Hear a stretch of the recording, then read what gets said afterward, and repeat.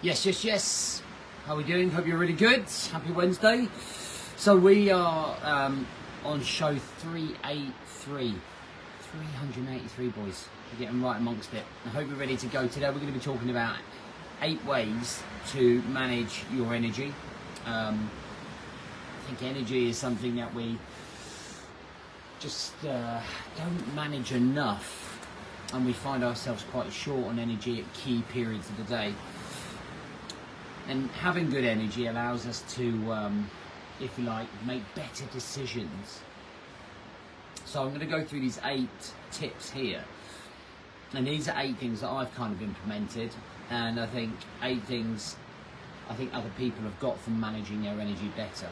Okay, so we're going to get into this. Welcome to the Rise to Thrive show. I'm your host, James Borman. And if you are coming through, then please do hit the love heart button. And please do comment and let us know, do you manage your energy well? Do you manage your energy well? So for me, I think my energy dwindles always towards the end of the quarter. So we end up going through a really busy quarter, and in the final 2-3 weeks of that quarter, I'll find myself being utterly drained, just because of all the work that we throw into the business, being a parent,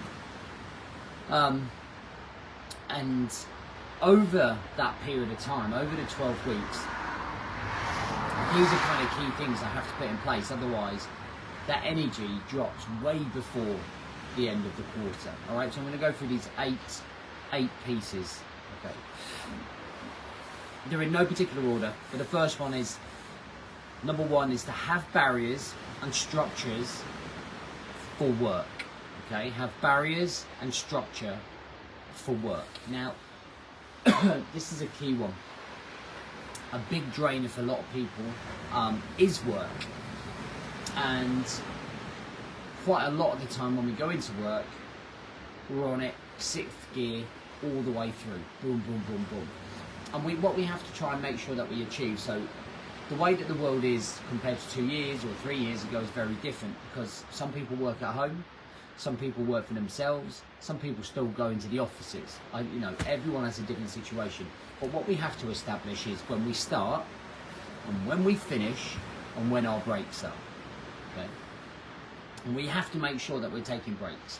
And what I do to remind myself that it's come to an end of a working period is set an alarm. So if I know I'm going to be working between 9 in the morning and 12:30 in the afternoon, what I'm going to do is make sure that I set that alarm for 10:30 to take half an hour out.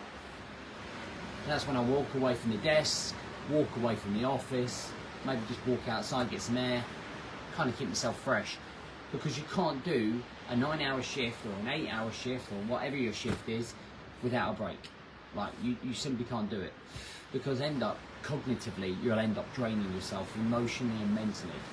And then when you get home, you've got no energy to give to your wife, no energy to be present with your children, no energy to go to the gym. So we've got to make sure we have those barriers and structure within our work period. Okay.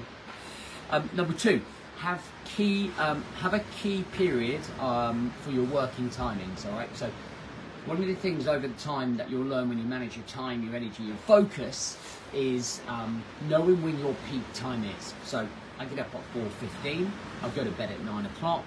I know that cognitively at 9 o'clock I reach my peak. It's probably around 10 now. It's probably moved right slightly. And what I mean by your peak is, when do you have the most energy throughout the day? Now, if you wake up at 8 o'clock, okay, your peak time is probably not going to be till around lunchtime.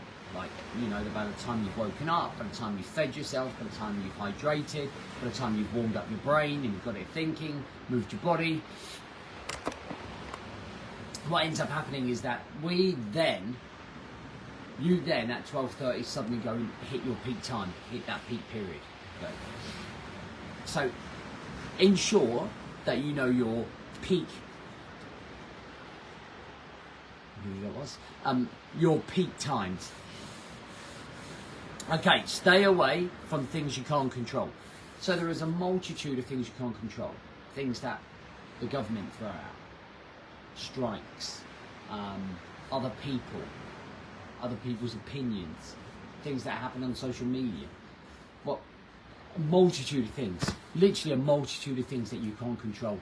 And if you completely consume yourself, right, in all of those problems and all of those things that are going on, if you watch the news, if you listen to the news, if you're listening to other people complaining about the news, what ends up happening is that it ends up draining you, because you end up worrying about it, overthinking about it, consuming yourself in it, and it's like swimming in like battery acid. It will just end up eroding your energy. Okay, so make sure you stay away from all of those things that you can't control, and just purely focus on the things that you can control, where your time, your energy, and your focus is going. Don't be a victim, and don't hang around with victims. Okay, having a victim mentality is exhausting. Always complaining, always finding a way to moan, always thinking the worst case scenario, doom and gloom. And then when you surround yourself with that as well, it's just life sapping. I don't know if you've ever been around anybody that has a victim mentality, and you're just listening to them moaning about the planet and about what's not going right or what's going wrong or whatever is happening. It just physically and emotionally and mentally just completely and utterly drains you, right? You're just like, oh my God, geez. And that's why you want to be around people with higher levels of energy, higher spirits, higher optimism, higher positivity. Because it lifts you, right? It lifts you. It gives you rocket fuel to want to do better and be better. Being around a victim and a victim yourself is not gonna boost your energy levels. Don't watch TV all night, okay? I think it's a given. If you're staying up late, you're watching TV, Netflix, base station, whatever, it really is not going to benefit you for you to then get up the next morning. At the same bedtime, so at the same time you go to bed, the same time that you get up, try and keep your sleep patterns as consistent as possible, and that's going to play a huge part in terms of you having more energy. If you're staying up till midnight, 1 o'clock watching TV, and then you get up in the morning and you're tired and you've got no energy, okay, you just need to punch yourself in the face. Keep up with your diet and your exercise. It's a given. Like, that's a no-brainer. All right, a minimum of 3 20-minute sessions a week can dramatically change the way that your energy levels are, your cardiovascular system, your strength, your conditioning. Okay, paying attention to your emotional and mental health as well. So those things are really, really key in terms of you managing yourself, personally developing yourself, actually wanting to do that as well. Okay. 2 more. Keep a journal to get rid of the fog. So one of the ways that you can manage that energy better is write stuff down. Write what you're going through, write your wins, write your losses, write your distractions. The more you keep in your head, the more that keeps circulating around here, the more drained you are going to feel. So like every single night, get your journal, put it out there and just go, right, boom, like, you know, let me get it out of the system. Let me clear my mind so I'm not carrying around this, right? It's like carrying around a kettlebell, right, all day. It's the equivalent of, but in your mind. So learn to journal, learn to write stuff down. It doesn't have to be a set format or structure, just write stuff down, man. And then the last one is learn to say no.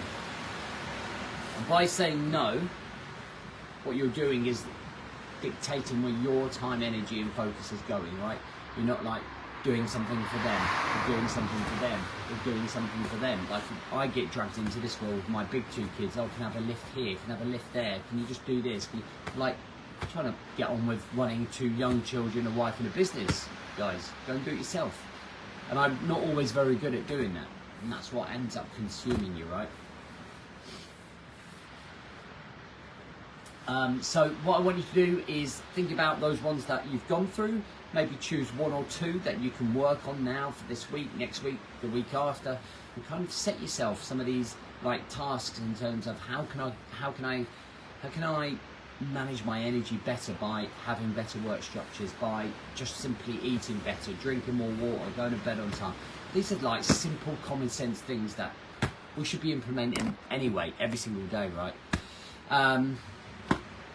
Cool. What I want you to do if you're watching is give me the one thing that you're going to take away. What's one nugget, what's one piece of information that you heard that's going to help you. All right, lads? Cheers.